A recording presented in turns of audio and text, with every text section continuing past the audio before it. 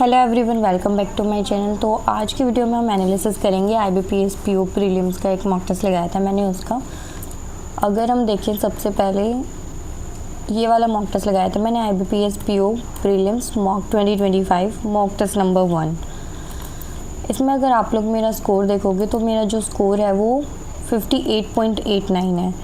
Cut off इसमें 56 दे रखी है और इसमें जो मेरी परसेंटाइल थी वो अच्छी थी। अभी ये शो नहीं कर रहा, हाँ ये रही परसेंटाइल 97.89% है इसमें मेरे। ठीक है, हमारा टारगेट 95 प्लस का ही रहता है। और अगर हम सॉल्यूशन की बात करें, कंप्लीट सॉल्यूशन की, तो मैंने इतने ज़्यादा अटैम्प्ट्स नहीं किए थे। जितने अटैम्प्ट किए थे उस हिसाब से स्कोर है, लेकिन हमें इतने ज़्यादा अटैम्प्ट करने भी नहीं होते क्योंकि PO वाले जो एग्ज़ाम्स होते हैं ना PO के, उसमें जो है हमारी कट ऑफ इतनी ज़्यादा हाई जाती ही नहीं है। वो अगर IBPS PO की बात करोगे तो आप तो 50 के अराउंड जाती है, और अगर SBI की बात करोगे तो 65 के अराउंड जाती है। तो हमें उस हिसाब से अपने आप को प्रिपेयर करना होता है। SBI के लिए अगर आप खुद को प्रिपेयर करो तो आप 70 के अराउंड टारगेट करो, और अगर IBPS PO के लिए आप प्रिपेयर करो तो 60 के अराउंड टारगेट करो और उससे ज़्यादा ही लाने की कोशिश करो। ठीक है, तो जैसे हम यहाँ पे प्रैक्टिस करेंगे उसी हिसाब से फिर वहाँ पे भी हमारा स्कोर आएगा। और परसेंटाइल आप कोशिश करो आपकी 95 प्लस ही रहे, 98 99 रहे तो और भी ज़्यादा अच्छी बात है। ठीक है, तो सबसे पहले तो ये कुछ क्वेश्चन आए हुए थे सिलोगिज्म के। 3 या 4 क्वेश्चन होंगे, हाँ 4 हैं, ये किए थे मैंने। उसके अलावा ये वाला क्वेश्चन मैंने ट्राई नहीं किया, बट ये बहुत ईजी था। मैंने बाद में इसको एनालिसिस करते टाइम जब सॉल्व किया ना, तो इतना ईजी क्वेश्चन था, इतनी जल्दी बन गया था मेरा ये, लेकिन उस टाइम पे मुझे ट्राई करना चाहिए था।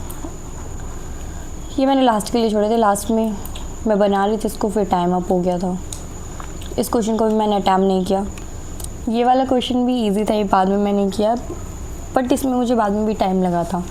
मतलब ये तो लास्ट के लिए छोड़ना चाहिए था, लेकिन वो वाला जो पहले बताया था वो काफ़ी ईजी पड़ा था इसके मुकाबले, वो मुझे पहले करना चाहिए था। इसमें देख क्या रखा था, 8% थे, लीनियर रो में बैठे थे और कुछ नॉर्थ कुछ साउथ देख रहे थे, उसकी वजह से थोड़ा सा कंफ्यूजिंग हो गया था। अदरवाइज़ ये भी जल्दी बन गया था, इतना भी कॉम्प्लेक्स नहीं था ये, लेकिन टाइम के अंदर करना वही बात हो जाती है। कुछ ये हमारी चाइनीज़ कोडिंग थी, चाइनीज़ कोडिंग के 4-5 क्वेश्चन थे, 4 ही थे। उसके अलावा एक ये वाली हमारे पास पजल और सिटिंग अरेंजमेंट थी। इसमें क्या दे रखा था, 8 पर्सन है, एक स्क्वायर के अराउंड बैठे हैं, मिडल में जो बैठे हैं वो सेंटर में देख रहे हैं और जो कॉर्नर में बैठे हैं वो बाहर देख रहे हैं। उस हिसाब से अरेंजमेंट करनी थी। ये मेरा बन गया था। इसमें मैंने टाइम लगाया 4 मिनट 9 सेकेंड। इसमें कोई ऐसा भी तो क्वेश्चन होगा आई थिंक जिसमें मैंने टाइम लगाया हो बट बना नहीं। ये क्या हो गया,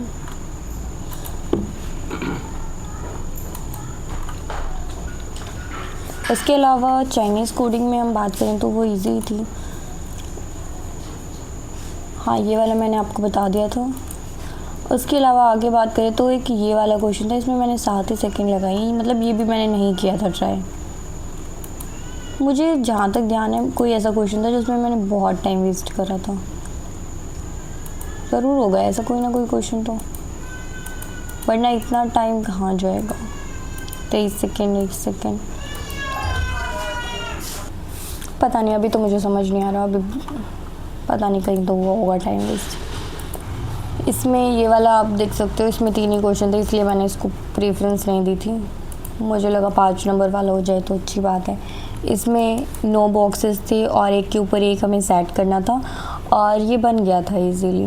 3 मिनट 37 सेकेंड इसमें लगी, आप लोग टाइम देख सकते हो। उसके अलावा ये डायरेक्शन डिस्टेंस का क्वेश्चन था, 2 क्वेश्चन थे इसके ऊपर, इसमें भी 2 मिनट 47 सेकेंड लगी है। उसके बाद इंग्लिश की बात करें तो इंग्लिश को मुझे देख के थोड़ा अच्छा लग रहा है क्योंकि मैंने जितने अटैम्प्ट किए मेरे सारे ठीक हुए हैं और सिर्फ एक ही रॉन्ग हुआ है, और वो भी थोड़ा सा मुझे कन्फ्यूज़न था इसमें। मैं पहले न्यूट्रलाइजिंग ही कर रही थी बट फिर मैंने सोचा नहीं रिस्पॉन्ड करना होगा, तो उस हिसाब से मैंने इसको मार्क कर दिया था। जो मैंने छोड़े थे जिनमें भी मुझे थोड़ा भी डाउट था ना, वो मैंने स्किप ही कर दिए थे। रिलेक्टेंट का मुझे मतलब पता था बट इतना मैं श्योरिटी के साथ नहीं जा पा रही थी, इसलिए मैंने स्किप भी कर दिया था। और प्रेसिपिटेट का मतलब तो हमें पता है, बट एक वर्ड के काफ़ी मीनिंग हो जाते हैं ना, और उस हिसाब से फिर हम मिस्टेक्स कर देते हैं, तो इसलिए मैंने इनको स्किप किया था। बाकी उसके अलावा ऐसे ही क्वेश्चंस आए हुए थे, फिलिंग द ब्लैंक्स आए हुए थे, सिंगल फिलर। उसके अलावा हमारा क्लोज टेस्ट था। क्लोज टेस्ट के अलावा ये वर्ड्स दे रखे थे, इनकी मीनिंग बताने थे कि कौन कौन से ठीक हो सकती है। ये मुझे बहुत ईजी लगे क्योंकि ये सारे ऐसे वर्ड्स थे जो एडिटोरियल में बार बार रिपीट होते ही रहते हैं। देख सकते हो आप लोग 3-4 ऐसे क्वेश्चन थे। उसके अलावा फिर ये हमारे आरसी आ जाता है। आरसी के भी 7-8 क्वेश्चन होंगे।